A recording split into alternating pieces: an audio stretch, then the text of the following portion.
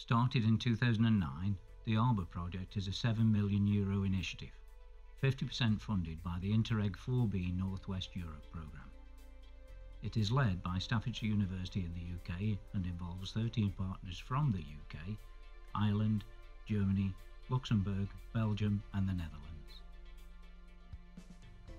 Within the hub, we are responsible for the evaluation of many different biomass fuels to determine their calorific value, the samples being provided by the project partners throughout northwestern Europe. This project has had a positive influence on the take-up of biomass within the Staffordshire area, with Staffordshire County Council taking a leading role in the integration of biomass fuel into the local economy. We started the project 4 years ago to start to generate fuels and upgrade to a fuel locally, fitting into a local market. We harvest trees by thinning and occasionally clear felling areas of our holding on Cannock Chase. From the poorer grades of timber, we create biomass wood chips for use in some of our larger high schools and offices. Biomass chips are created from the poorer quality timber from the top of the tree, thus no extra trees are being cut down to fuel our energy needs. There has been a local market created to make use of the surplus and previously unusable wood.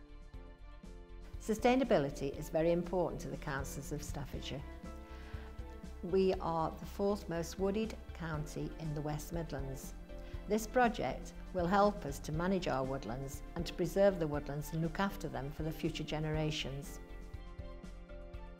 In our biomass installation, which is typical of many others, wood pellets are delivered by tanker into the fuel silo. A blower system transfers the pellets to the 45 kilowatt boiler. Hot water from the boiler maintains the set temperature of the 825 litre buffer vessel, which in turn feeds the central heating system and the flat plate heat exchanger that powers the refrigeration plant. Also used as a base for training on the biomass conversion technologies, the centre has been well used by all involved. As well as the heating and cooling, the ongoing research activities within the centre also provide live demonstration models, which include fuel testing, electricity generation and particulate removal. To date, over 100 samples of potential fuel have been tested under macro and micro scale test conditions. The tests include bomb calorimeter, moisture content and thermal energy production for heating purposes. The Stirling or heat engine has the potential to use the waste heat from biomass combustion to create electricity. In our trials, we are using a variety of self-built Stirling engines to assess their efficiency. One aim is to produce electricity from the heat exhaust of the boiler. The performance of the system is monitored, evaluating the electrical output against the working temperatures. This generating process could be used wherever waste heat is produced. Finally, when the biomass combustion is complete, we are researching the removal of harmful particulates to reduce atmospheric pollution. Flue gases contain fine particles seen mainly as smoke. By law, a high percentage of these must be prevented from reaching the atmosphere. A unique electrostatic system to capture the particulates has been designed and built.